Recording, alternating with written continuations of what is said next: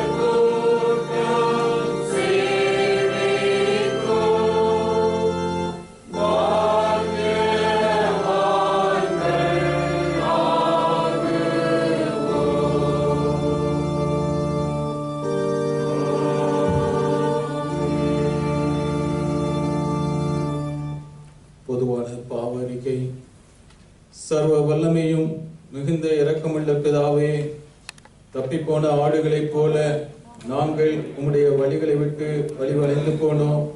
எங்கள் இருதயத்தின் யோசனைகளுக்கும் விருப்பங்களுக்கும் மிகவும் இணங்கி நடந்தோம்.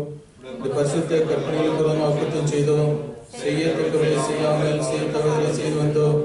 எங்களுக்கு சுகமைகளை ஆனாலும் ஆண்டவரே, தேவரீர் எங்கள் கர்த்தராகிய இயேசு கிறிஸ்துவின் மூலமாய் மனிதர்கள் அறிக்கை செய்த வாக்குத்தத்தின்படியே நிர்வாகிக்கப்பட்ட குற்றவாளி எங்களுக்கு இறங்கும். தப்பைகளை அறிக்கைகள் மேல் பொறுமையாயிரும். பாவத்தில் நிமித்தத்துக்கப்பட்ட எங்களை சீர்படுத்தும். மிக நெருக்கொண்டிருப்பதாலே பரிசுத்த நாமத்துக்கு நான்காம்படி நாங்கள் இனி தேவ பக்தியும் நீதியும் பெருந்து புத்தியுள்ள உள்ளாய் நடந்து வர இயேசு. ஆமென்.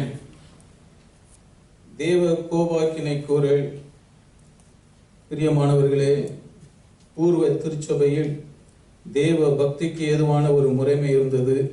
அது என்னவென்றால், வெளியரங்கமாய் பாவம் செய்த குற்றவாளிகளுடைய ஆத்துமாக்கள் கர்த்தருடைய நாளில் ரட்சிக்கப்படுவதற்கும், மற்றவர்கள் கண்டு எச்சரிப்படைந்து குற்றம் செய்ய பயப்படுவதற்கு லெந்தென்னும் நாட்களின் துவக்கத்திலே அப்படிப்பட்டவர்கள் வெளியரங்கமாய் தவசு செய்து இவ்வுலகத்தில் சிற்றைக்குட்பட்டார்கள்.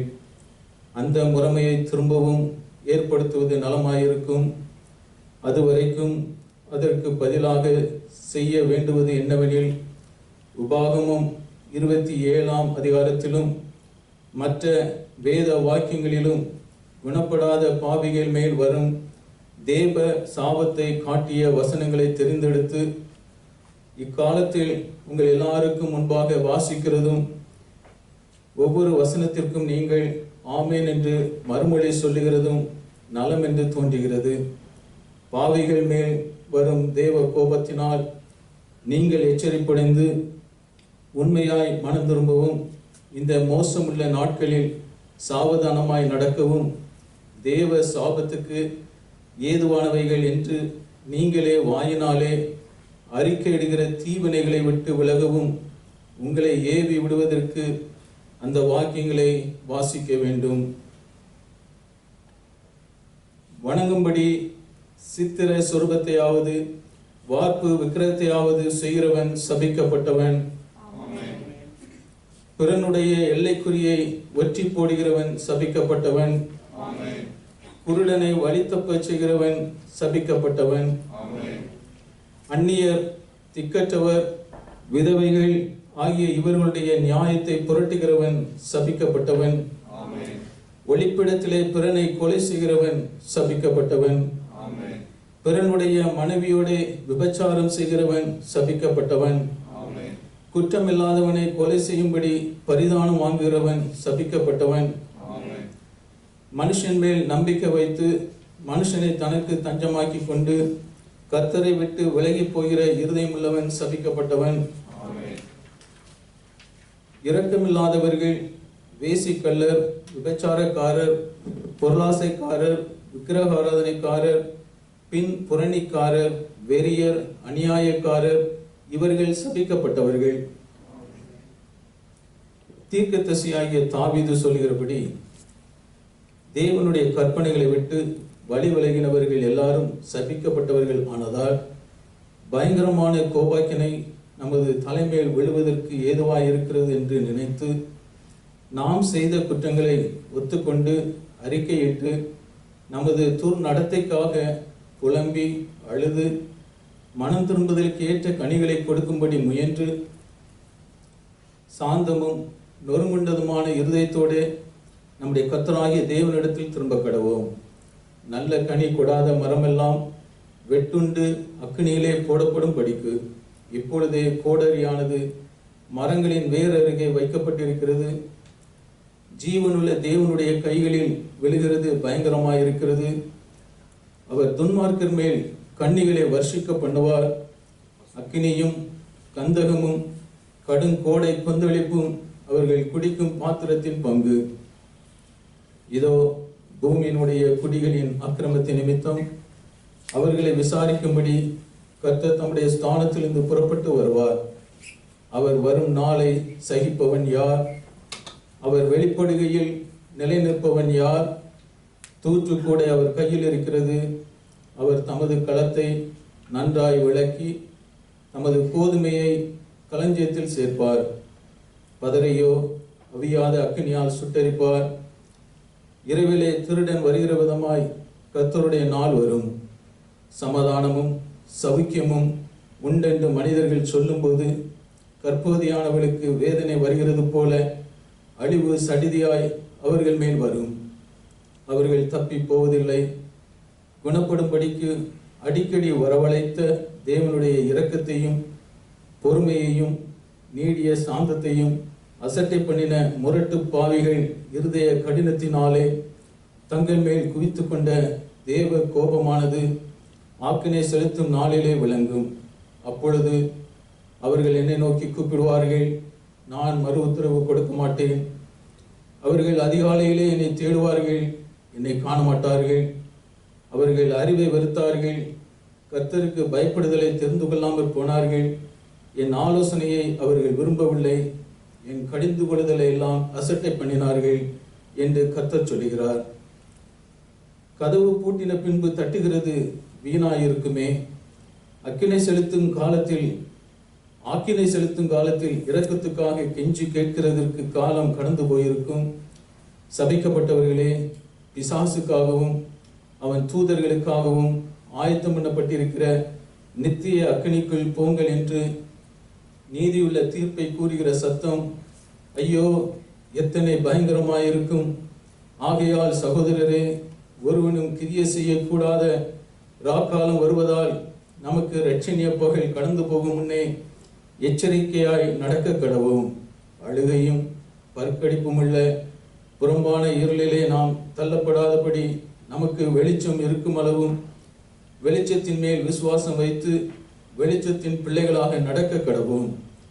மனதார உண்மையுள்ள இருதயத்தோடு தம்மிடத்திற்கு திரும்பினால் முன் செய்த பாவங்களை தமது அளவற்ற இரக்கத்தினாலே மன்னிப்போம் என்று வாக்குத்தத்தம் செய்து குணப்படும்படிக்கு நம்மை இரக்கமாய் அழைக்கிற தேவனுடைய தயவை அசட்டை பண்ணாதிருப்போமாக. நமது பாவங்கள் சிவேரென்றிருந்தாலும் உறைந்த மலையை போல் வெண்மையாகும். அவைகள் இரத்தாம்பர சிவப்பாய் இருந்தாலும் பஞ்சை போல் வெண்மையாகும். உங்கள் துன்மார்க்கத்தை விட்டு திரும்புங்கள், அப்பொழுது அக்கிரமம் உங்கள் கேட்டுக்கு காரணமாய் இருப்பதில்லை. நீங்கள் செய்த பாதகங்கள் எல்லாவற்றையும் உங்களை விட்டு அகற்றி உங்களுக்கு புது இருதயத்தையும் புது ஆவியையும் உண்டு பண்ணி கொள்ளுங்கள். இஸ்ரவேல் வம்சத்தாரே, மனம் திரும்புங்கள், அப்பொழுது நீங்கள் பிழைப்பீர்கள். நீங்கள் ஏன் சாக வேண்டும்? சாகிறவனுடைய சாவை நான் விரும்புகிறதில்லை என்று கர்த்தராகிய ஆண்டவர் சொல்கிறார். நாம் பாவம் செய்தோமானால் நீதிபரராயிருக்கிற இயேசு கிறிஸ்து நமக்காக பிதாவினிடத்தில் பரிந்து பேசுகிறவராயிருக்கிறார். நம்முடைய பாவங்களை நிவர்த்தி செய்கிற கிருபாதர்படி அவரே. நம்முடைய மீறுதலின் நிமித்தம் அவர் காயப்பட்டு நம்முடைய அக்கிரமங்கள் நிமித்தம் அவர் நொறுக்கப்பட்டார்.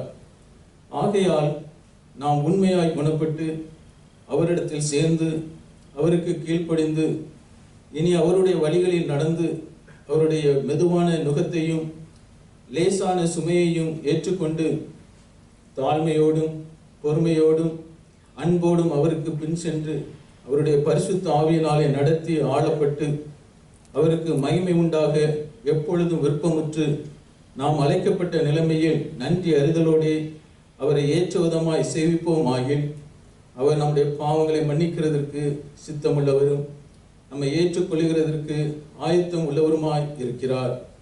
நாம் இது நிச்சயம் என்று அறிந்திருப்பதனால் உண்மையாய் குணப்படுகிற பாவிகளை இரக்கமாய் அங்கீகரிக்கிற அவரிடத்திற்கு திரும்ப கடவோம்.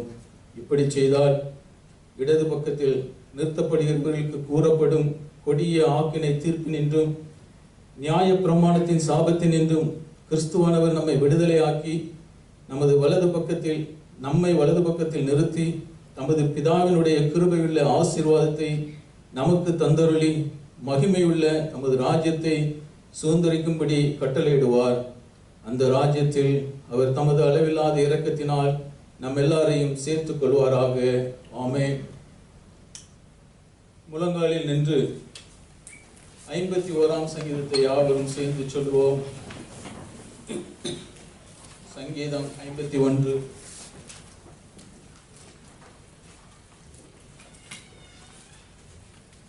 தேவனே, உமது கிருபையின்படி எனக்கு இரங்கும். உமது மிகுந்த இரக்கங்களின்படி என் மீறுதல்கள் நீங்க என்னை சுத்திகரியும்.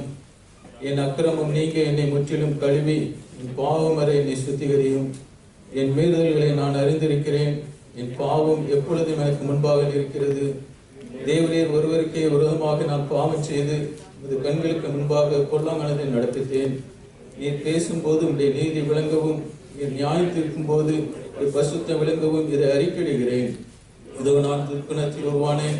என் தாய் என்னை பாவத்தில் கற்பந்தரித்தாள். இதோ உள்ளத்தில் உண்மை இருக்க விரும்புகிறீர். அந்த கருணத்தில் ஞானத்தை எனக்கு தெரியப்படுத்துவீர். நீர் என்னை ஈசோப்பினால் சுத்திகரியும், என்னை கழுவியலும். அப்பொழுது நான் உறைந்த மலையிலும் வெண்மையாவேன். நான் சந்தோஷமும் மகிழ்ச்சியும் கேட்கும்படி செய்யும். அப்பொழுது நீர் நொறுக்கின ஏடும்புகள் களி கூறும். பாவங்களை பாராதபடிக்கு நீர் உமது முகத்தை மறைத்து என் அக்கிரமங்களை எல்லாம் நீக்கியலும். தேவனே, சுத்த இருதயத்தை நிலை சிருஷ்டியும், நிலைவரமான ஆவியை உள்ளத்திலே புதுப்பியும். உமது சமூகத்தை விட்டு என்னை தள்ளாமலும் உமது பரிசுத்த ஆவியை என்னிடத்தில் எடுத்துக் கொள்ளாமலும் உற்சாகமான ஆவி என்னை தாங்கும்படி செய்யும். அப்பொழுது பாதகருக்கு உமது வழிகளை உபதேசிப்பேன். பாவிகளும் இடத்தில் மனம் திரும்புவார்கள். தேவனே, என்னை ரட்சிக்கும் தேவனே, இரத்தப்படிகளுக்கு என்னை நீங்களாக்கி விடும். அப்பொழுது என் நாவு என் நீதியை கிண்டமாய் பாடும். ஆண்டவரே, என் உதடுகளை திறந்துள்ளும். அப்பொழுது என் வாயினுடைய புகழை அறிவிக்கும். வரியை நீர் விரும்புவதில்லை, விரும்பினால் செலுத்துவேன். தகுன பலியும் உமக்கு பிரியமானதல்ல. தேவனுக்கு ஏற்கும் பலிகள் நொறுங்குண்டாகுதான். தேவனே, நொறுங்குண்டதும் நறுங்குண்டதுமான இருதயத்தை நீர் புறக்கணியே. எருசலேமின் மதில்களை கட்டுவீராக. அப்பொழுது தகன பலியும் சர்வாங்க தகன பலியும் ஆகிய நீதியின் பலிகளில் பிரியப்படுவேன். அப்பொழுது உமது பீடத்தின் மேல் காளைகளை பலியிடுவார்கள். ஜெபம் பண்ண கடவோம். கர்த்தாவே, எங்களுக்கு இறங்கும். கர்த்தாவே, எங்களுக்கு இறங்கும். பரமண்டலங்கள் இருக்குங்கள் பிதாவே, உடைய நாமம் பரிசுத்தப்படுவதாக, உடைய ராஜ்யம் வருவதாக. உடைய சித்தம் பரமண்டலத்திலே செய்யப்படுகிறது போல பூமியிலையும் செய்யப்படுவதாக. அன்றே பத்தின் எங்களுக்கு தாரும். எங்களுக்கு விரோதமாய் குற்றம் செய்வதற்கு நாங்கள் மன்னிக்கிறது போல எங்கள் குற்றங்கள் எங்களுக்கு மன்னியும். எங்களை சோதனை குற்றம் பண்ணாமல் தீமையை ரட்சித்துக் கொள்ளும். ராஜ்யமும் வல்லமை மகிமையும் நடிக்க முடியவில்லை. ஆமென். கர்த்தாவே, உமது அடியாராகிய எங்களை ரட்சியும். உன்னதத்திலிருந்து எங்களுக்கு சகாயத்தை அனுப்பும். எங்கள் இரட்சகராகிய தேவனே, எங்களை ஆதரியும்.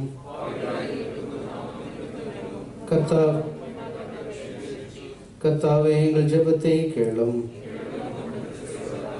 ஜெபம் பண்ண கடவோம். கர்த்தாவே, பாவத்தை குறித்து மனசாட்சியினால் குற்றம் சாட்டப்பட்ட நாங்கள் எல்லாரும் தேவரீர் இரக்கமாய் அருளி செய்யும் மன்னிப்பினால் பாவ விமோசனமடைய எங்களுக்கு எங்கள் ஜெபங்களை இரக்கமாய் கேட்டு உம்மிடத்தில் பாவங்களை அறிக்கையிடுகிற எங்கள் மேல் பொறுமையாய் இருக்க வேண்டும் என்று எங்கள் கர்த்தராகிய இயேசு கிறிஸ்துவின் மூலமாய் வேண்டிக் கொள்கிறோம்.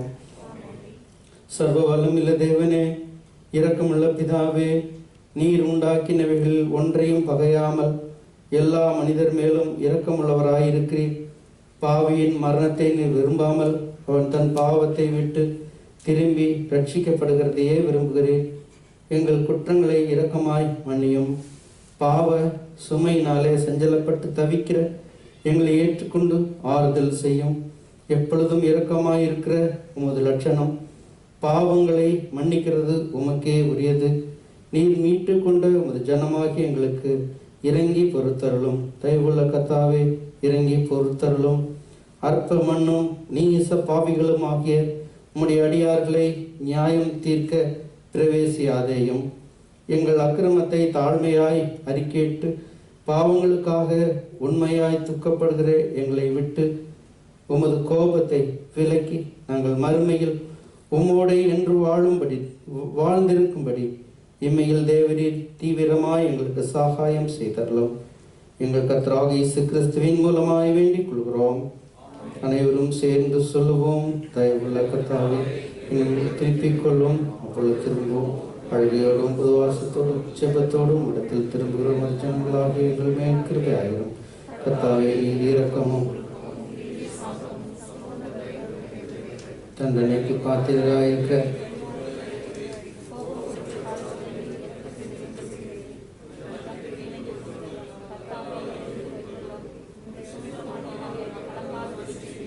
உமது இரக்கம் மிகுதியால் கர்த்தாவே எங்களுக்கு செய்து திருவானம் இதற்கு நம்முடைய நோக்கி பார். உம்முடைய குமாரனும் எங்கள் புண்ணியநாதருமாக இயேசு கிறிஸ்துவின் மத்தியஸ்தரும் இதை அனுகிரகம் செய்தருளும். அவனையும் எழுந்து நிற்போம். நற்செய்தி பாடம் வாசிக்க கேட்போம். லூக்கா எழுதின சுவிசேஷம் 9ஆம் அதிகாரம் 23ஆம் வசனம் முதல் 27ஆம் வசனம் முடிய. லூக்கா 9:23 முதல். பின்பு அவர் எல்லாரையும் நோக்கி, ஒருவன் என் பின்னே வர விரும்பினால் அவன் தன்னை தான் வெறுத்து தன் சிலுவையை அனுதினமும் எடுத்துக்கொண்டு என்னை பின்பற்ற கடவன். தன் ஜீவனை ரட்சிக்க விரும்புகிறவன் அதை இழந்து போவான். என் நிமித்தமாக தன் ஜீவனை இழந்து போகிறவன் அதை ரட்சித்துக் கொள்ளுவான். மனுஷன் உலகம் முழுவதையும் ஆதாயப்படுத்தி கொண்டாலும் தன்னைத்தான் கெடுத்து நஷ்டப்படுத்தினால் அவனுக்கு லாபம் என்ன? என்னை குறித்தும் என் வார்த்தைகளை குறித்தும் எவன் வெட்கப்படுகிறானோ அவனை குறித்து மனுஷகுமாரனும் தம்முடைய மகிமையோடும் பிதாவின் மகிமையோடும் பரிசுத்த தூதர்களின் மகிமையோடும் வரும்போது வெட்கப்படுவார். இங்கே நிற்கிறவர்களில் சில தேவனுடைய ராஜ்யத்தை காணும் முன் மரணத்தை ருசி பார்ப்பதில்லை என்று மெய்யாகவே உங்களுக்கு சொல்கிறேன் என்றார் என்பதே இது கிறிஸ்துவின் நற்செய்தி. வானத்தையும் பூமியும் படைத்த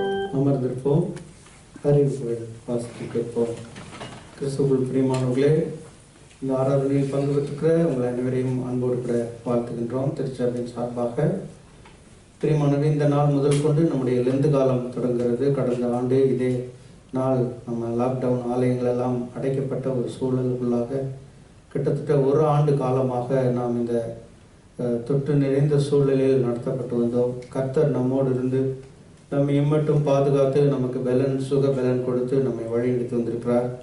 ஆண்டவரை நாம் துதிப்போம். ஆலய தடைகள் இருந்த போதிலும் அவைகளெல்லாம் ஒரு பொருட்டாய் எண்ணாமல் நாம் ஜூம் வாயிலாக பல காரியங்களை செய்து கொண்டு வந்து கொண்டிருக்கிறோம். அதன்படி லெந்து நாட்களில் ஒவ்வொரு வருடமும் வியாழக்கிழமை ஏதாவது ஒரு குடும்பத்திலே ஒரு இல்லத்திலே ஒன்று கூடி காட்டேஜ் பிரேயர் தியான கூட்டத்தை நடத்துவது வழக்கம்.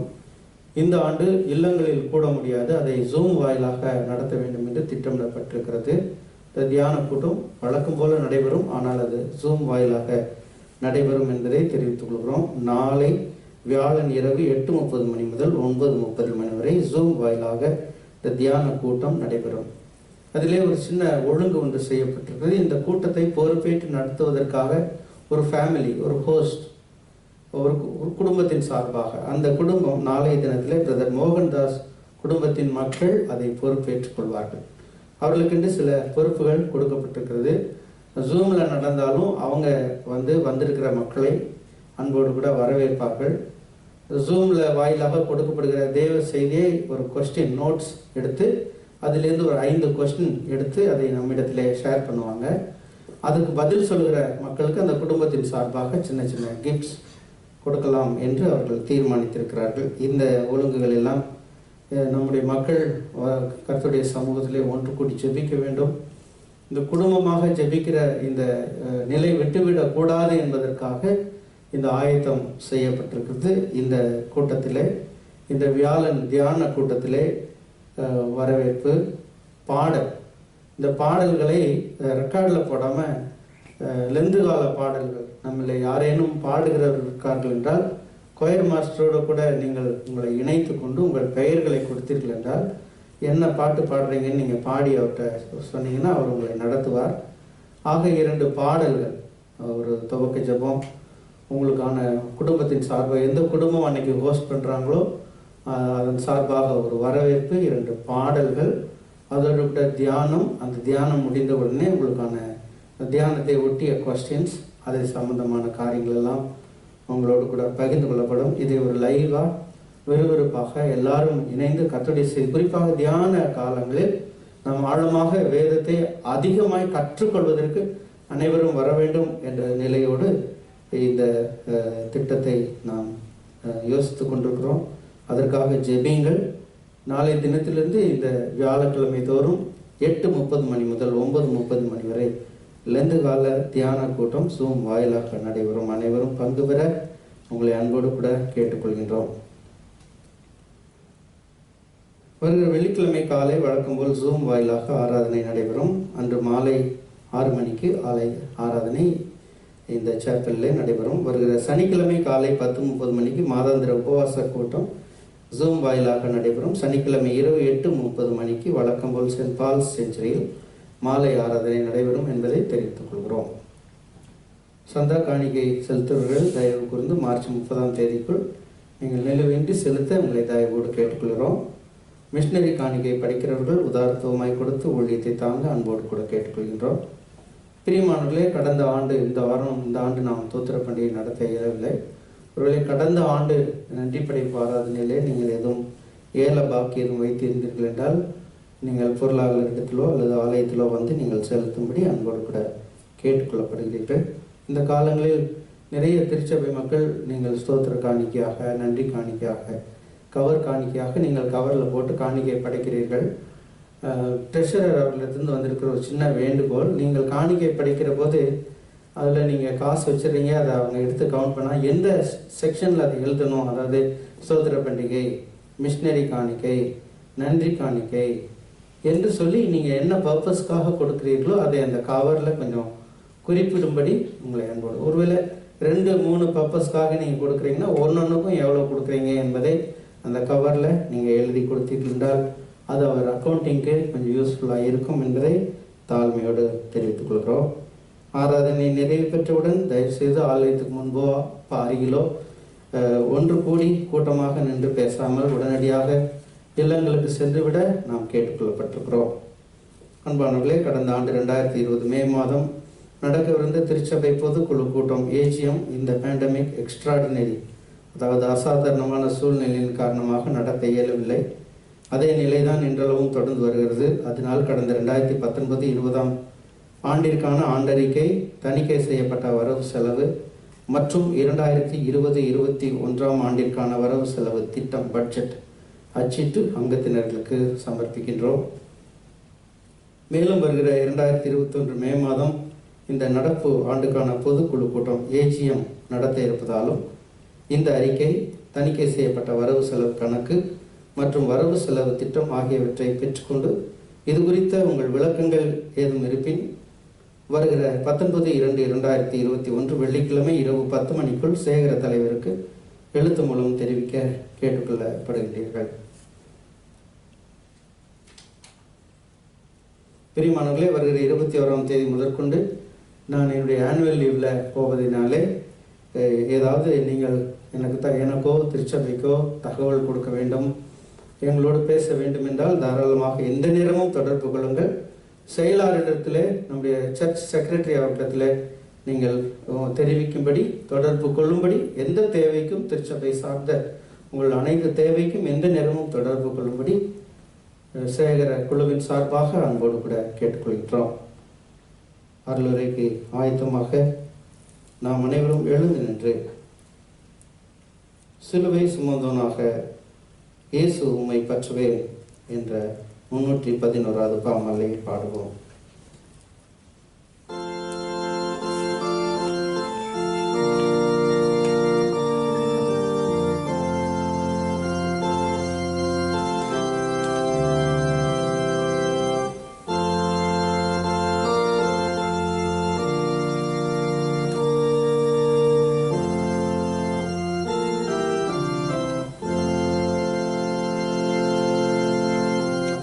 Say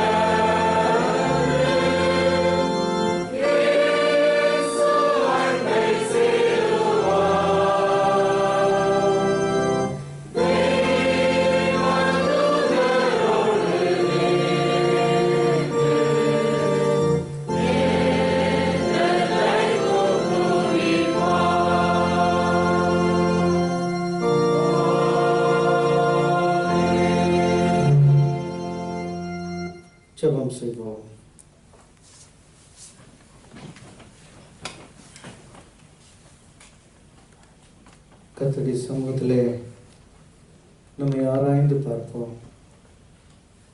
ஆண்டவரே, என்னை உன் கையிலே ஒப்பு கொடுக்கிறேன்.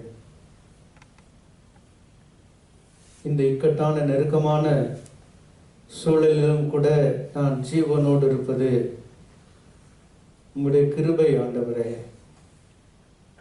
தன் ஜீவனை ரட்சிக்க விரும்புகிறவன் அதை இழந்து போவான். என் நிமித்தம் அதை இழந்து விடுகிறவன் அதை பெற்றுக்கொள்வான். முதலாவது தேவனுடைய ராஜ்யத்தையும் அவருடைய நீதியும் தேடுங்கள், அப்பொழுது இவைகளெல்லாம் உங்களுக்கு கூட கொடுக்கப்படும் என்று வாக்கு கொடுத்த ஆண்டவரே, இதோ இந்த வேளையில் இந்த சாம்பல் புதன் ஆராதனையிலே தோளும் சாம்பலுமான அடியேன் ஆண்டவரே, உம்மிடத்திலே பேச துணிந்தேன் என்று உம்முடைய அடியவர் மன்றாடி செபித்தது போல நாங்கள் தோளும் சாம்பலுமாய் இருக்கிறோம். எங்களுக்குள் எந்த மேன்மையும் இல்லை என்கிறதை நாங்கள் உணர்ந்து பார்க்க எங்களுக்கு உதவி செய்யும். பிறர் வாழ வேண்டும் எனில் நான் சாக வேண்டும், நான் சாக வேண்டும் எனில் அவர் வாழ வேண்டும். என்னிலே சுதினம் வாழ வேண்டும். பிறர் வாழ வேண்டும் எனில் நான் சாக வேண்டும், நான் சாக வேண்டும் எனில் அவர் வாழ வேண்டும். என்னிலே சுதினம் வாழ வேண்டும், என்னிலே சுதினம் வாழ வேண்டும். பிறர் வாழ வேண்டும் எனில் நான் சாக வேண்டும், நான் சாக வேண்டும் எனில் அவர் வாழ வேண்டும். என்னிலே சுதினம் வாழ வேண்டும், என்னிலே சுதினம் வாழ வேண்டும். நான் என்னும் ஆணவத்தால் நாளெல்லாம் வாழ்ந்திருந்தேன், நான் என்னும் ஆணவத்தால் நாளெல்லாம் வாழ்ந்திருந்தேன். பிறர் வாழ்வை எண்ணாமல் பாதையிலே மயங்கி நின்றேன். இன்றே என்னை அர்ப்பணம் செய்திடுவேன், இன்றே என்னை அர்ப்பணம் செய்திடுவேன். பிறர் வாழ வேண்டும் எனில் நான் சாக வேண்டும், நான் சாக வேண்டும் எனில் அவர் வாழ வேண்டும். என்னிலே சுதினம் வாழ வேண்டும், என்னிலே சுதினம் வாழ வேண்டும். ஆமாண்டவரே, நாங்கள் நான் என்கிற ஆதங்கம், நான் என்கிற பெருமை என்னில் மறைந்து போக வேண்டும். இயேசுவே, நீர் என்னில் வாழ வேண்டும், நீர் எனக்குள் வாழ வேண்டும். அப்போஸ்தலனாகிய பவுல் சொல்லுவது போல, இனி நான் அல்ல, நான் என்கிற மேட்டிமை அல்ல, நான் கிறிஸ்துவோடு கூட சிலுவையில் அறையப்பட்டு விட்டேன். பிழைத்திருப்பது நான் அல்ல, கிறிஸ்துவே எனக்குள் பிழைத்திருக்கிறார் என்கிற சிந்தனைக்குள்ளாக எங்களை வழிநடத்தும். அடியனுடைய வாயின் வார்த்தைகளும் எங்கள் அனைவருடைய இதயத்தின் தியானமும் உம்முடைய சமூகத்திலே பிரீதியாய் இருப்பதாக. ஆமென். கிறிஸ்துவுக்குள் பிரியமானவர்களே, இந்த சாம்பல் புதன் ஆராதனையில் ட்ரெடிஷ்னலாக நம்ம சாம்பலை குறித்து பேசுவோம்.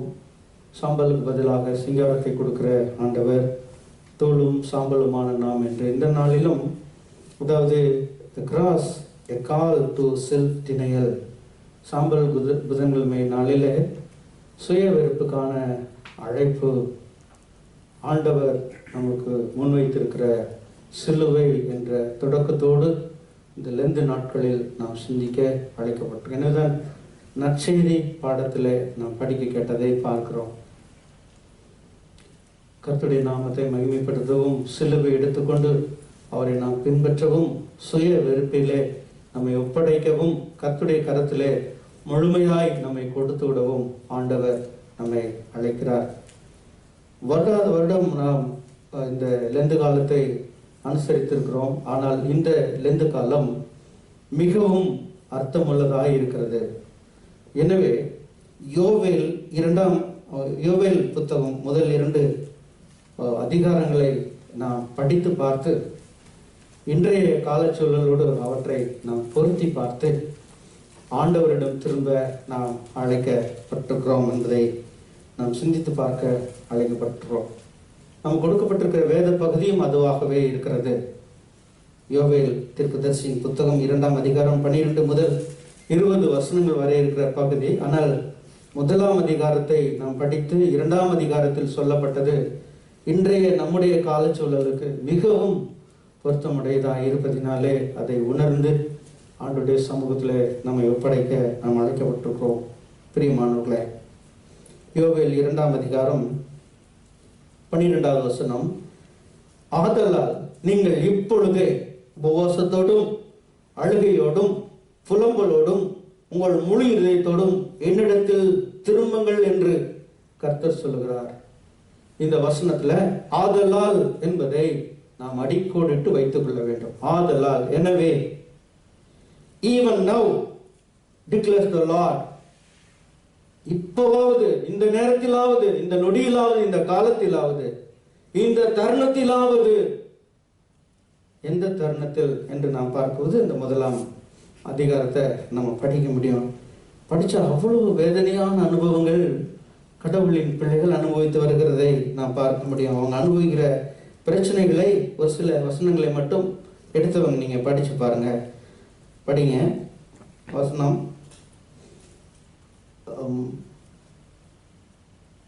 யோவேல் 1ஆம் அதிகாரம் 12வது வசனம் படிங்க. திராட்சை செடி வதங்கி அத்திமரம் சாரமற்று போகிறது, மாதுளை பேரிச்சம் வெளியின் செடிகள் எல்லாம் வாடி போயின, சந்தோஷம் மனுபுத்திரரை விட்டு ஒழுந்து போயின.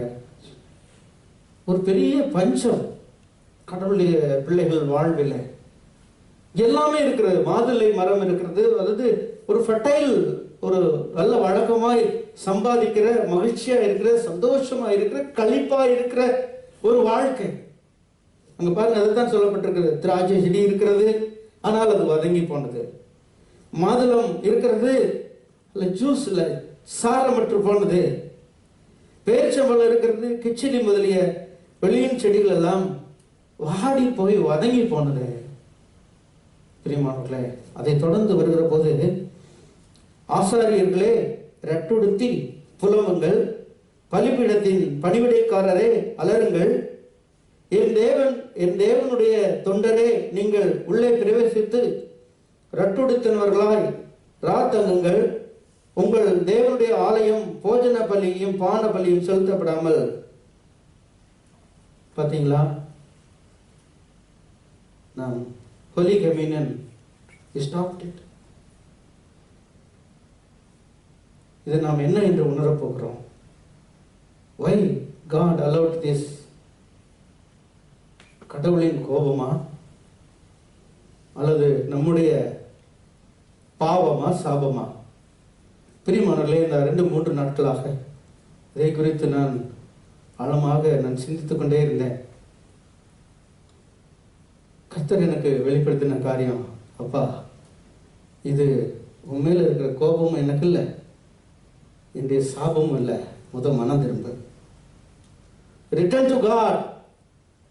யோவேல் வாயிலாக கடவுள் இஸ்ரவேல் ஜனங்களுக்கு சொல்லப்படுகிற காரியம், அதெல்லாம் குறித்து நீ ஆயத்தம் செய்யாத, ஆராய்ச்சி பண்ணாத. First of all, even now, அதெல்லாம் குறித்து ஏன் இது நடந்தது, எப்படி நடந்தது, ஏன் இதை எப்படி நம்ம அதெல்லாம் பத்தி பார்க்காத, உடனடியாக இப்பொழுது கடவுளிடம் திரும்பு என்று ஒரு அழைப்பை கடவுள் கொடுக்கிறார். பிரியமானவர்களே, இது நம்முடைய கான்டெக்ஸ்டுக்கு எவ்வளவு ஒரு தரலா ஒப்புமையா ஏற்றதா சிந்தித்து பார்க்கிறதா அன்றைக்கு யோவேல் தீர்க்கதரிசியின் வாயிலாக இஸ்ரவேல் ஜனங்களை பார்த்து கர்த்தர் சொன்னார், ஆதலால் நீங்கள் இப்பொழுதே உபவாசத்தோடும் அழுகையோடும் புலம்பலோடும் உங்கள் முழு இதயத்தோடும் என்னிடத்தில் திரும்புங்கள். Return to God. Turn. Take a U-turn. அந்த U-turn, take a U-turn to God. எங்கேயோ ஆப்போசிட்டா போயிட்டு இருக்கிற, இப்போது ஆண்டவரிடம் திரும்பி வா. அந்த சிலுவையை நோக்கி ஒரு U-turn போடணும்னா மனம் திரும்பு. Take a decision. Return to God. மெட்டனோயா என்ற கிரேக்க பதம் முற்றிலும் திரும்பி விடுவார். எல்லாவற்றையும் தவறான வழிகள் எல்லாவற்றையும் விட்டு கடவுளிடம் திரும்புகிற ஒரு அழைப்பை யோவேல் தீர்க்கதரிசியின் வாயிலாக தம் ஜனத்திற்கு கடவுள் கொடுக்கிறதை பார்க்கிறோம். இந்த காலங்களிலும் ஆண்டுடைய சமூகத்திலே, ஆண்டவரே, ஆலயத்திலே நாங்கள் கூடி வந்தாலும் கர்த்தாவே, ஆலய காரியங்களை நாங்கள் செயல்படுத்த முடியாத ஆசாரியர்கள் எல்லாம் அங்க பலிபீடத்துல பலி செலுத்த முடியல, பலி பொருள் எல்லாம் இல்லை, ஈவன் ஒலிவ எண்ணெய் கூட அங்கே இல்லை. பெரிய சாபம் இஸ்ரவேல் ஜனங்களுடைய வாழ்க்கையில. அங்க பாருங்க, 9வது வசனத்தை நான் படிக்கிறேன். போஜன பலியும் பான பலியும் கர்த்தருடைய ஆலயத்தை விட்டு அற்று போயின. அவ்வளவு பெரிய கிரேட் ஃபேமின், பஞ்சம், வறட்சி, வாது, அந்த நிலையிலே ஆலயத்தை விட்டு அற்று போயின. கர்த்தரின் ஊழியக்காரராகிய ஆசாரியர்கள் துக்கிக்கிறார்கள் என்று நாம் பார்க்கிறோம். கர்த்தர் இந்த நிலையில் இருந்தெல்லாம் நம்மை மீட்டெடுப்பார். நம்ம ஒரு காலகட்டத்தில் கர்த்தருடைய ஆலய பிரகாரங்களிலே அப்பம் விட்டு திருவிருந்திலே பங்கு பெற்று ஆனந்த களிப்போடு பாடுகிற காலத்தை கர்த்தர் நமக்கு தருவார். அது நிச்சயம். இந்த 2ஆம் அதிகாரத்துல பார்த்தீங்கன்னா 18வது வசனம் யாராவது வாசிங்க. அப்பொழுது கர்த்தர் தமது தேசத்துக்காக வைராக்கியம் கொண்டு தமது ஜனத்தை ரட்சிப்பார். இந்த சூழ்நிலையை கர்த்தர் மாற்றுவார். இந்த சூழ்நிலையெல்லாம் மாற்றுவார். ஆசாரியர்கள் திராட்சை ரசம் போன்ற பொருள்கள் எல்லாம் இல்லை என்று துக்கித்து, சூழல் ஆலய பீடங்களிலே பயன்படுத்துகிற பொருள்கள் எல்லாம் இல்லையே என்று வேதனைப்படுகிற நிலை, ஆலயத்தில் அனைவரும் ஒன்று கூடி வர முடியாத ஒரு சூழல், ஆலயத்துக்கு வருவதற்கான தடை, ஒன்று கூடி ஜெபிப்பதற்கான தடை, உலகத்திலே பிரச்சனை, பஞ்சம், வறுமை அனைத்தும் இருந்த போதிலும் மாதுளம் செடி இருக்கிறது, மாதுளம் பழம் இருக்கிறது, சாரமற்று போனது. நம்முடைய வருவாயிலே, சம்பளங்களிலே, நம்முடைய வேலை செய்கிற இடங்களிலே வேலை இருக்கிறது, ஆனால் முன்பு போல இல்லை. பல நிலைகளிலே நம்முடைய இந்த இஸ்ரவேல் ஜனங்கள் வாழ்வில் ஏற்பட்ட பஞ்சத்தை போல, வறட்சியை போல ஒரு மகா பெரிய பின்னடைவை நாம் அடைந்திருக்கிறோம். நாம் செய்ய வேண்டியது ஒன்றே ஒன்று, எப்படி திரும்ப வேண்டும்? ஆண்டவரிடம் திரும்ப வேண்டும். ஆனால் எப்படி திரும்ப வேண்டும் என்று சொல்லப்பட்டிருக்கிறது உங்களுக்கு நான் கொஞ்சம், அதாவது உங்களுக்கு எல்லாமே தெரியும், ஆனால் உங்களுக்கு நினைப்பூட்ட விரும்புகிறேன் பிரியமானவர்களே. அப்பொழுது எப்படி திரும்ப வேண்டும்? நீங்கள் அழுகையோடும் புலம்பலோடும் உங்கள் முழு இதயத்தோடும் என்னிடத்தில் திரும்புங்கள். உங்கள் வஸ்திரங்களை அல்ல, உங்கள் இதயங்களை கிழித்து கர்த்தரிடத்தில் திரும்புங்கள். இதுவும் இந்த லெந்து காலத்திலே, குறிப்பாக சாம்பல் புதன்கிழமை என்று இஸ்ரவேல் ஜனங்களுடைய வாழ்க்கையில பார்த்திருந்தால், ஒரு போர் வருகிறது, ஒரு பிளேக் நோய் வருகிறது. இப்படி இந்த நோய், போர், அபாயம் போன்றவைகள் எல்லாம் வருகிற போது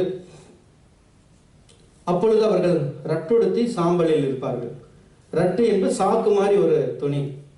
அவருடைய மெல்லிய உடைகளை களைந்து போட்டுவிட்டு அவர்கள் சாக்கு போன்ற ஒரு கிழிந்த உடையை உடுத்தி தரையிலே சாம்பலை போட்டு அந்த சாம்பலின் மீது அமர்ந்து கொள்வார்கள். அது எதை காட்டுகிறது என்றால், அவர்களுடைய மன கிளேசத்தை காட்டுகிறது, மன வேதனையை வெளிப்படுத்துகிறதா இருக்கிறது. யாருக்கு முன்னதாக அந்த மனவேதனையை? கடவுளுக்கு முன்னதாக. இந்த சாபத்தை இந்த தேசத்திலிருந்து நீக்க வேண்டும் என்றால் கடவுள் ஒருவரே, கர்த்தர் ஒருவரால் மட்டுமே முடியும் என்ற போது அவர்கள் எல்லாரும் இந்த போர் அபாயத்தில் இருந்தோ, இந்த பிளேக், தொற்று நோய் போன்ற அபாயங்களில் இருந்தோ, கர்த்தாவே நீர் எங்களை விடுவியும், எங்களுக்கு வருகிற ஆபத்திலிருந்து எங்களை விடுவியும், எங்களை சங்காரம் பண்ணாமல் எங்களை மன்னிக்கும்படியாய் எங்களுக்கு மனம் இறங்கும் என்பதின் அடையாளமாக அவர்கள் ரட்டுடுத்தி சாம்பலில் இருப்பார்கள். காலப்போக்கிலே பண்டிகை வருகிற போது அந்த பண்டிகை சடங்காச்சாரமாக மாறிவிட்டது. ரட்டுடுத்தி சாம்பல் இருப்பான், ஆனா அவனுடைய உள்ளமும் பொல்லாததா இருக்கும். கடவுளுடைய சமூகத்துல ரட்டுடுத்தி சாம்பல் இருப்பான், அவனுடைய இருதயமோ கடவுளை விட்டு தூரமா இருக்கும். அவர்கள் உள்ளத்தினால் தேவனை கனப்படுத்தி, அவருடைய உதட்டினால் தேவனை கனப்படுத்தி, அவருடைய உள்ளமோ அவருக்கு தூரமாக இருக்கிற ஒரு சிந்தனையோடு அவர்கள் வாழ்கிற வாழ்வை கண்ட இங்கே யோவேல் தீர்க்கதரிசியின் வாயிலாக, நீங்கள் உங்கள் உடைகளை அல்ல, ரட்டில் அல்ல, உங்கள் இருதயம் கிழிக்கப்பட வேண்டும், உங்கள் இருதயம் குத்தப்பட வேண்டும், உங்கள் இருதயத்திலே மாற்றம் வேண்டும். அப்பதான் கர்த்தர் கடாட்சிப்பார். அப்போதுதான் ஆண்டவர் சொல்லுகிற வார்த்தை உங்களுக்கு நிறைவேறும் என்று ஆண்டவர் யோவேல் தீர்க்கதரிசியின் வாயிலாக இஸ்ரவேல் ஜனங்களுக்கு சொல்லுகிறதை நாம் பார்க்கிறோம். பிரியமானவர்களே, இந்த பகுதியில் நீங்க பார்த்தீங்கன்னா, ஆதலால் இப்பொழுதே உபவாசத்தோடும் கண்ணீரோடும் ஜெபத்தோடும் பங்கு பெற அழைக்கப்படுகிறீர்கள். அதாவது உபவாசத்தோடு, the purpose of fasting, உபவாசம் இந்த காலங்களிலே ஜெபம், உபவாசம் அண்ட் கிவிங், இது மூன்று பில்லர் என்று சொல்வார்கள். இந்த காலத்திலே கிறிஸ்தவர்களாகிய நாம் சிந்திக்கிற விசுவாச சிந்தனையில 3 pillars என்று சொல்லுவார்கள். ஜெபம், உபவாசம், ஏழைகளுக்காக கொடுக்கிற அந்த கிவிங். அதே போல இந்த உபவாசம் இப்பொழுது உபவாசத்தோடும் என்கிற போது the purpose of fasting அந்த denying ourself, அது ஒரு அடையாளமாக, ஆண்டவரே என்னை என் சுயத்தை நான் வெறுக்கிறேன் ஆண்டவரே, சுயநலமாய் ஓடி ஓடி ஓடி ஓடி சுயநலமாய் இருந்த என்னை நான் வெறுக்கிறேன் என்பதற்கு ஒரு அடையாளம். அப்புறம் சில நாட்கள்ல சில நேரங்கள்ல இந்த உலகத்துல, அதாவது அந்த ஆங்கிலத்தில் இந்த வார்த்தையை பார்க்குறேன், கிரேவிங், ஸ்ட்ராங் டிசையர். உலக பிரகாரமா நமக்கு எதையாவது குறித்து ஒரு ஸ்ட்ராங் டிசையர் இருக்கும். நல்லா சம்பாதிக்கணும், பெரிய வீடு கட்டணும், இன்னும் பேங்க் பேலன்ஸ் நிறைய வச்சுக்கணும், இன்னும் நான் நல்லா சாப்பிடணும், எனக்கு நல்ல லட்சியம் இந்த இடத்துக்கு போகணும் என்று சொல்லி ஒரு ஸ்ட்ராங் டிசையர் உலக பிரகாரமா நீங்க வச்சுக்கிட்டே இருந்துட்டு இருந்தீங்கன்னா, உலக பிரகாரமா நீங்க அதை ஒரு தெய்வத்தை போல ஒரு ஐடலை போல உங்க மனசுல விருப்பப்பட்டு அதை வைத்துக்கொண்டு ஏங்கி ஏங்கி ஏங்கி நான் இப்படி இருக்க வேண்டும், இதை பெற வேண்டும் என்று சொல்லி நீங்கள் அவ்வளவு ஸ்ட்ராங் டிசைரை வச்சுட்டு இருந்தீங்கன்னா, இந்த நாளில உபவாசத்தோடு, அந்த உபவாசம் என்கிற வார்த்தை அதற்கு தான் யோவேல் அங்கே பயன்படுத்துகிறார். அதை நீ விட்டுருப்பா, கர்த்தருடைய கருத்துல கொடுத்துரு. Self denial. முதலாவது கர்த்தரை தேடும்படியா அவருடைய சமூகத்துல வாஞ்சையா நீ காத்துரு, உபவாசித்து காத்துரு. உன் ஸ்ட்ராங் டிசைரை கர்த்தருடைய சமூகத்துல அவருக்காக நீ விட்டுவிடு. நீ விட்டு வெளியில வா.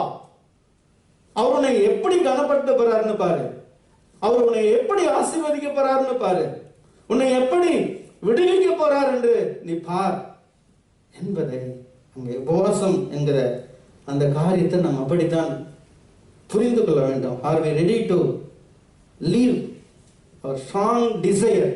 இந்த 2 காலங்களில் ஒவ்வொருவரும் ஆராய்ந்து பார்ப்போம். பிரியமானவர்களே, ஆண்டவரே உமக்கு கொடுக்க வேண்டிய இடத்தை நான் இந்த காரியத்துக்கு கொடுத்து வச்சுட்டு இருந்தேன், என்னை மன்னியும் என்று உபவாசிக்கிற வேளையிலே கர்த்தர் நமக்கு மனம் இறங்குவார். பிரியமானவர்களே, நிறைய நேரம் சொல்லுவோம், இதெல்லாம் நான் விட முடியாதுங்க. அநேக விசுவாசிகள் எந்த காலங்களிலே ஜெப கூட்டங்களிலே, கன்வென்ஷன் கூட்டங்களிலே நான் பிடிவாதமாக இருக்கேன், குடி பழக்கத்தை என்னால் விடவே முடியல, ஆனால் கர்த்தருடைய வசனம் என்னோட பேசிச்சு, மறந்தேன், மகிழ்ச்சியாக இருக்கிறேன் என்று எத்தனையோ ஸ்ட்ராங் டிசைரை விட்டு ஒழிச்சவங்க வாழ்க்கையில சாட்சிகள் நிரம்பி இருக்கின்றன.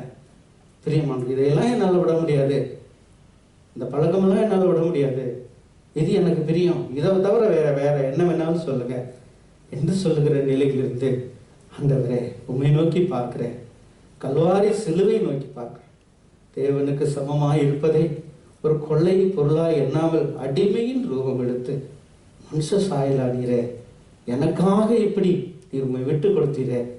ஸ்ட்ராங் டிசைர் என்னுடைய வாழ்விலும் இருக்கிற ஸ்ட்ராங் டிசைரை குப்பையும் தூசியுமா நினைக்கிறேன் என்கிற ஒரு உடன்பாடு நம்முடைய உபவாசத்தின் வெளிப்பாடாக இருக்க வேண்டும். பிரியமானவர்களே, அதோடு கூட இன்னொரு வாசகத்தையும் நாம் அழுகையோடும் புலம்பலோடும், வீப்பிங் அண்ட் மோர்னிங், அந்த சொல்லப்பட்டிருக்கிற காரியம். அதாவது இந்த அழுகையும் புலம்பலும் எதை காட்டுகிறது என்றால் ஹெல்ப்லெஸ்னஸ், உதவுவாரற்ற ஒரு சூழ்நிலை என்பதுதான் அழுகையும் புலம்பலும். யார் அழுவார் புலம்புவார்? கர்த்தருடைய சமூகத்தில், ஆண்டவரே எனக்கு உதவி யாரும் இல்லை, இந்த பேண்டமிக் சூழ்நிலையில் எங்களுக்கு உதவுவார் யாரும் இல்லை ஆண்டவரே. நாங்கள் கண்ணீரோடும் அழுகையோடும் புலம்பலோடும் உம்மிடத்திலே ஒரு helpless, we are helpless my Lord. ஆண்டவருடைய சமூகத்தில் அந்த உணர்வோடு திரும்புங்கள் என்று அழுகையும் புலம்பலோடு நீங்கள் திரும்புங்கள். அதாவது என் பெருமூச்சினால் நாம் படிக்கிறோம் சங்கீதம் 6:6-9 வரைக்கும், என் பெருமூச்சினால் இளைத்து போனேன், ரா முழுவதும் என் கண்ணீரால் என் படுக்கையை மிகவும் ஈரமாக்கி என் கட்டிலை நனைக்கிறேன், துயரத்தினால் என் கண்கள் குழி விழுந்து போயிற்று, என் சத்துருக்கள் அனைவர் நிமித்தம் மங்கி போயிற்று, அக்கிரமக்காரரே நீங்கள் எல்லாரும் என்னை விட்டு அகன்று போங்கள், கர்த்தரின் அழுகையின் சத்தத்தை கேட்டார். நீங்கள் மனம் திரும்பி அழுது புலம்பலோடும் அழுகையோடும் கர்த்தரிடத்தில் வாருங்கள், கர்த்தர் கண்ணீரோடு கூடிய ஜெபத்திற்கு பதில் தருவார் என்கிறதை இந்த இக்கட்டான சூழ்நிலையில் தம் ஜனத்திற்கு யோவேல் தீர்க்கதரிசி சொல்லுகிறதை பார்க்கிறோம். Lord, we are all helpless. ஆண்டவரே உதவுவாரற்ற நிலையிலே நாங்கள் இருக்கிறோம். we are feeling the pain, இந்த துயரத்தின் வலியை அனுபவித்துக் கொண்டிருக்கிறோம், எங்களுக்கு இறங்கும் என்று நாம் கண்ணீர் வடித்து கர்த்தருடைய சமூகத்திலே சொல்லுகிற போது அவர் நம்மை விடுவிப்பார் என்பதை இந்த பகுதி நமக்கு காட்டுகிறது. உங்கள் முழு இதயத்தோடும் இடத்தில் திரும்புங்கள் என்று கர்த்தர் சொல்கிறார். நீங்கள் உங்கள் வஸ்திரங்களை அல்ல, உங்கள் இதயங்களை கிழித்து உங்கள் தேவனாகிய கர்த்தர் திரும்புங்கள். God is saying that he wants a broken heart. கர்த்தருக்கு தேவை ஒரு உடைந்த உள்ளம். ஆயத்தமாக இருக்கிறோமா பிரியமானவர்களே? யோவேல் தீர்க்கதரிசி சொல்கிறார், கர்த்தருக்கு உடைந்த உள்ளங்கள் தேவை என்று சொல்லி. கிழிந்த உடைகள் அல்ல, நம்முடைய வெளிப்படையான சடங்காச்சாரங்கள் அல்ல, கர்த்தரை மையப்படுத்தாத சடங்காச்சாரங்கள் அவருக்கு தேவையில்லை. அவருக்கு தேவை நொறுங்குண்ட இருதயம், கண்ணீரோடும் உபவாசத்தோடும் செபத்தோடும் ஏறெடுக்கிற முழுமையான உண்மையான மன திரும்புதல், உண்மையான திரும்புதல் அவருக்கு தேவை. அப்படி உண்மையாய் திரும்பி வருகிறவர் மீது ஆண்டவர் மன உருக்கம் கொள்கிறார். மன உருக்கமுள்ள ஆண்டவர் அவர்களை ரட்சிக்கிறார் என்ற நற்செய்தியை இந்த நாட்களிலே நாம் பெற்றுக்கொள்ள நாம் அழைக்கப்பட்டிருக்கிறோம். பிரியமானவர்களே, கடவுளிடம் நம்பிக்கையோடு திரும்புங்கள். அவர் நீடிய சாந்தமும் மிகுந்த இரக்கமும் கிருபையும் உள்ளவராய் இருக்கிறார் என்று சொல்லி இந்த பகுதியை நாம் பார்த்தோம். பிரியமானவர்களே, இன்னும் ஒரே ஒரு குறிப்பை இந்த நாளில் நான் உங்களோடு கூட புதிய ஏற்பாட்டிலிருந்து பகிர்ந்து கொள்ள விரும்புகிறேன். அது கலாத்தியர் 2ஆம் அதிகாரம் 15வது வசனத்தை 6வது வாசிங்க.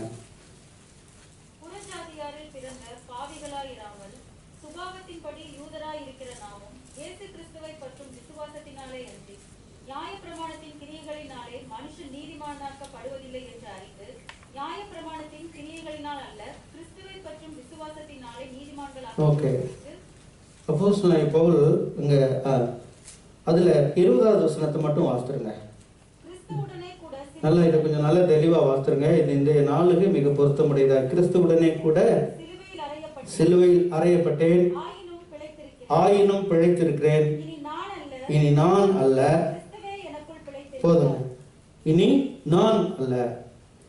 நான் அல்ல என்கிறத ரொம்ப டீப்பா எடுத்துக்கணும். நான் ஒரு குரு ஒரு பெரிய விழாவுக்காக அழைக்க, அந்த குரு அந்த ஊர்லயே ரொம்ப பெரியவர்.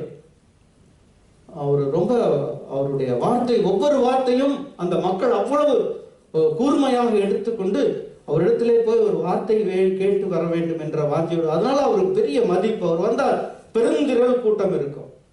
ஒரு முறை ஒரு பெரிய காரியத்திற்காக அழைக்கப்பட்டிருந்தார். அவரை அழைத்து கொண்டு வருகிறவர்கள் வீட்டுக்கு முன்னாக வந்திருந்தார்கள். அவர் செல்ல வேண்டும். அரை மணி நேரமாக நல்ல ஆயத்தம் பண்ணிட்டு அறைக்குள்ளாக நடந்து கொண்டே இருந்தாராம். ஏதோ பேசிக்கொண்டே இருந்தாராம். கடைசி அரை மணி நேரம் கழிச்சு வாங்கப்பா போகலாம் அப்படின்னாரா. போன உடனே அந்த மேடையில எல்லாரும் அவரை புகழ்ந்தார்கள். இவர் நல்லவர், இவர் மேன்மையானவருடைய வார்த்தைகள் வல்லமையானவர்கள், நிறைய வார்த்தைகளை பேசினாங்களாம்.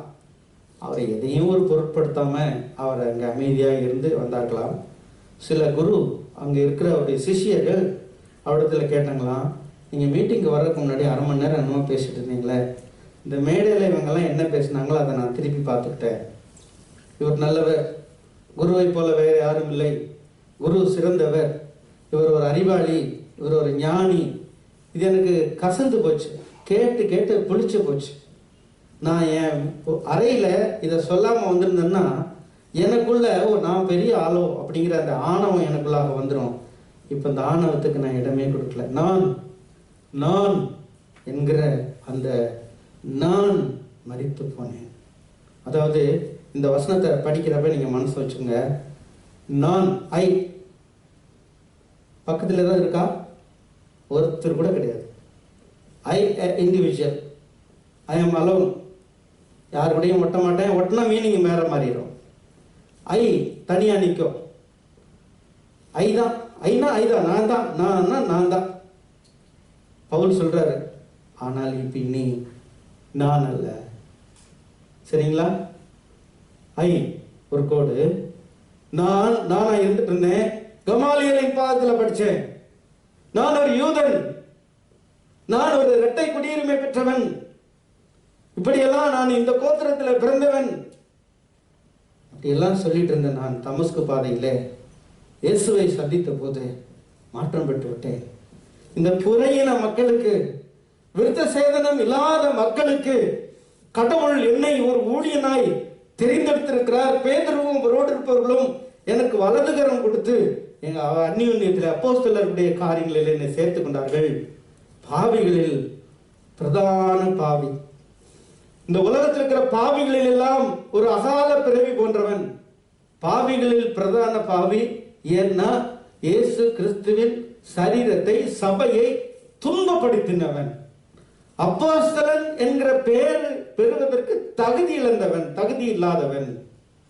ஆனாலும் இந்த அகால பிறவி என்பது இம்மெச்சூர்ட் பேபி. வயிற்றுல, அம்மா வயிற்றுல 10 மாசம் இருக்கும். இவன் 10 மாசம் இல்லை, குறைவு பிரசவத்திலே பிறந்தவன் என்று ஆய்வாளர்கள் சொல்கிறார். அவருக்கு, பவுலுக்கு வளர்ச்சியும் சற்று குறைவு. அவருடைய சரீரத்திலே ஒரு முள், ஒரு தீராத முள், சாகிறவரை, மரணமடைகிறவரை அவரை நெருக்கி கொண்டிருக்கிற ஒரு வியாதி அவரை தொற்று கொண்டிருக்கிறது.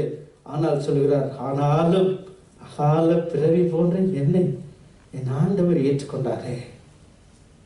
அந்த உணர்வோடு இங்கே அவர் பேசுகிற காரியம், கிறிஸ்துவுடனே கூட சிலுவையில் அறையப்பட்டேன், சிலுவையில் அறையப்பட்டேன், ஆயினும் பிழைத்திருக்கிறேன். இனி நான் அப்படிங்கிற நான் அல்ல, கிறிஸ்துவே எனக்குள் பிழைத்திருக்கிறார். எப்போது நான் என்று நிற்கிறோமோ அப்போது நாம் தனிமைப்பட்டிருப்போம். சிலுவையை பாருங்கள். அப்ப சிலுவை என்கிறது நேர்கோட்டோடு இன்னொரு வெற்றிகள், இந்த நேராக இருக்கிற கோடோடு இன்னொரு கோடு இணைப்பு.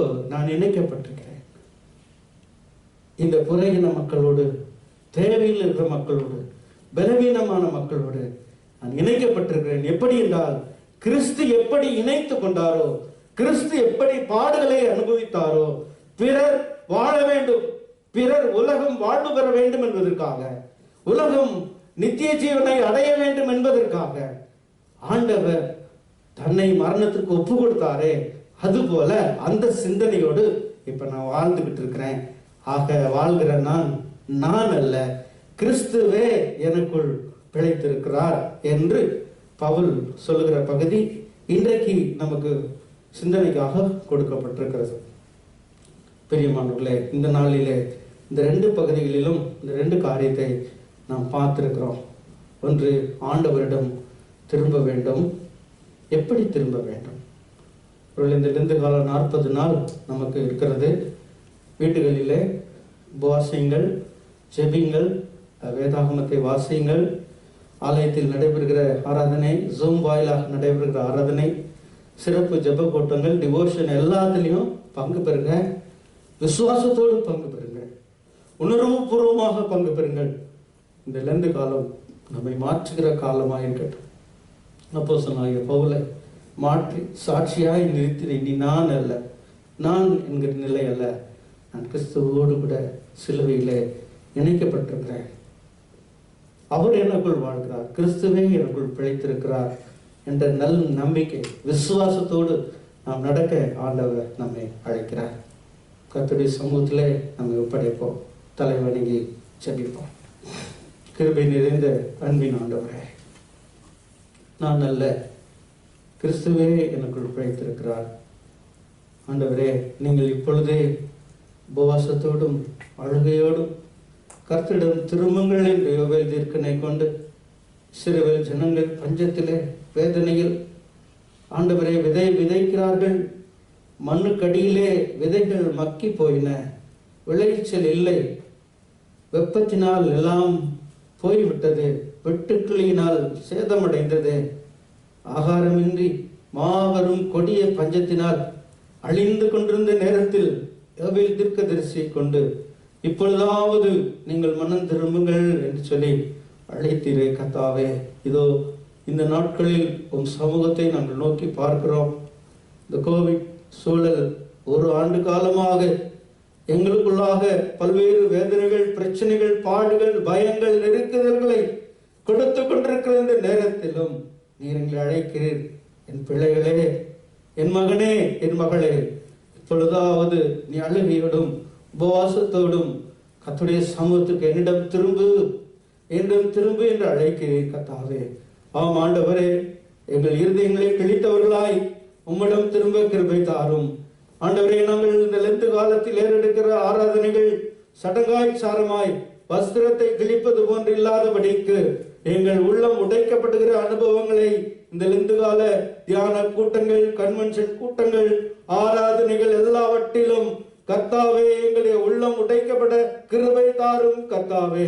இந்த உலக பிரகாரமான காரியங்களின் மீது ஸ்ட்ராங் ஃபெய்த், ஆழமான அசைக்க முடியாத நம்பிக்கை வைத்திருக்கிற நாங்கள் ஆண்டவரே அவைகளை விட்டு உபவாசித்து ஜெபித்து உமக்குரிய இடத்தை உமக்கு கொடுக்கிறவர்களாய் மனம் திரும்ப எங்களுக்கு கிருபை பாராட்டும்படியாய் ஜெபிக்கிறோம் ஆண்டவரே. கர்த்தாவே, அப்போஸ்தலனாகிய பவுலை போல நான் அல்ல, கிறிஸ்துவே எனக்குள் பிழைத்திருக்கிறார், நான் சிலுவையில் அறையப்பட்டு விட்டேன் என்கிற சிந்தனையோடு உம்முடைய கரத்திலே எங்களை முழுமையாய் அர்ப்பணிக்க கிருபை தாரும் கர்த்தாவே. அப்பொழுது கர்த்தர் தம் ஜனத்தை கடாட்சிப்பார், மனம் இறங்குவார். மனம் இரக்கமுள்ள ஆண்டவரே, உம்முடைய மன உருக்கத்தை, மன இரக்கத்தை நாங்கள் பெற்றுக்கொண்டு மீட்பை பெற, விடுவிக்கப்பட கர்த்தாவே உம்மிடத்திலே நாங்கள் மன்றாடுகிறவர்களாய் காணப்பட, எங்களுக்காக மட்டுமல்ல ஆண்டவரே, இந்த உலகுக்காக மன்றாடுகிறவர்களாய், கண்ணீர் சிந்துகிறவர்களாய், ஜெபிக்கிறவர்களாய் வாழ கர்த்தாவே எங்களை பரிசுத்தப்படுத்தும். எங்களை திருச்சபையும் கூட அந்த ஒரு உள்ளுணர்வோடு இந்த காலங்களில், இந்த லெந்து காலங்களில் உம்மை நோக்கி பார்க்க கிருபை தாரும் கர்த்தாவே. உம்முடைய கரத்திலே தாழ்த்துகிறோம். பகலெல்லாம் வேலை செய்து இந்த இரவு வேளையிலே சாம்பல் புதன்கிழமை ஆராதனையிலே வந்து ஜெபிக்கிற ஒவ்வொரு பிள்ளைகளுடைய உள்ளங்களையும் கர்த்தர் தொடும்படியாய் ஜெபிக்கிறோம் கர்த்தாவே. உங்களுக்கு விரோதமாய் நாங்கள் கலகம் பண்ணி பாவம் செய்து உம்முடைய பாதையை விட்டு விலகினோம் என்கிற கிளேசத்தை ஒவ்வொரு உள்ளத்திலும் ஊற்றி எங்கள் உள்ளம் உடைக்கப்பட கிருபை தாரும். உம்முடைய மனம் திரும்ப கிருபை தாரும். எப்பொழுது எங்கள் உள்ளம் உடைக்கப்படுகிறதோ அப்போது உம்முடைய கருணையை, மன இரக்கத்தை, மன உருக்கத்தை பெறுவோம். எங்களை கடாட்சிப்பீர் என்ற நிச்சயத்தோடு நாங்கள் நடக்க கர்த்தர் எங்களை ஆசீர்வதியும். உம்முடைய கரத்திலே கொடுக்கிறோம். பொறுப்பேற்று வழி நடத்தும். மீட்பர் இயேசுவின் மூலம் கேட்கிறோம் அன்பின் ஆண்டவரே.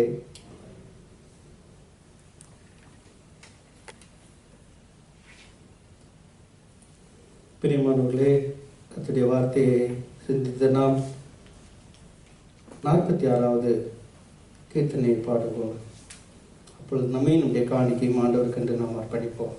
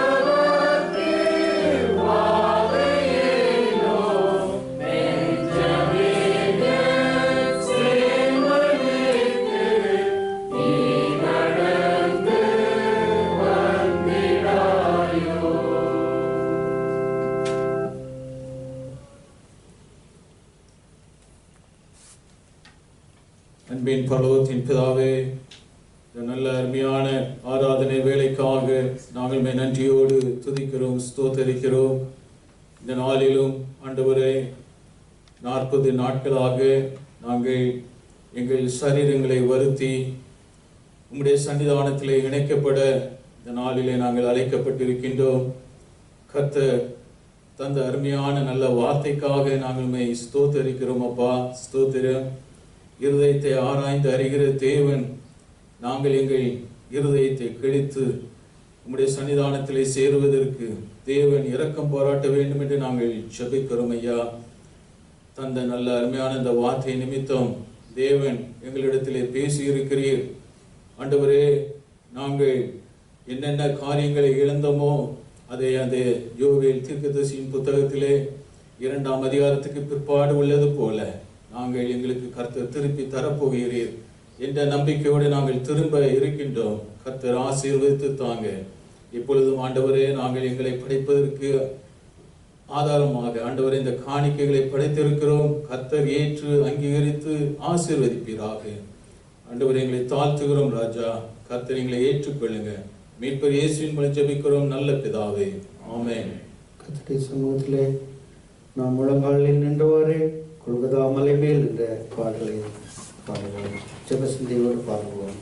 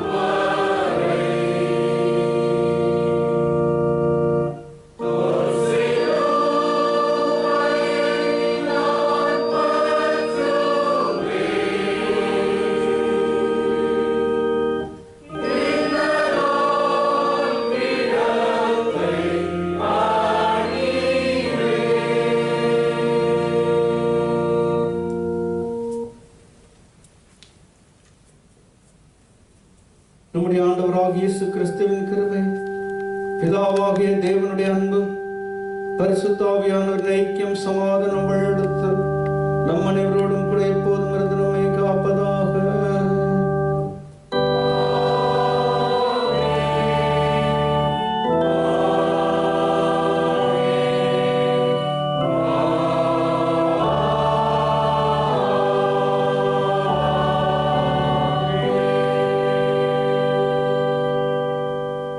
கர்த்தர் உங்களோடு இருப்பாராக. சமாதானத்தோடே செல்ல கடவோம்.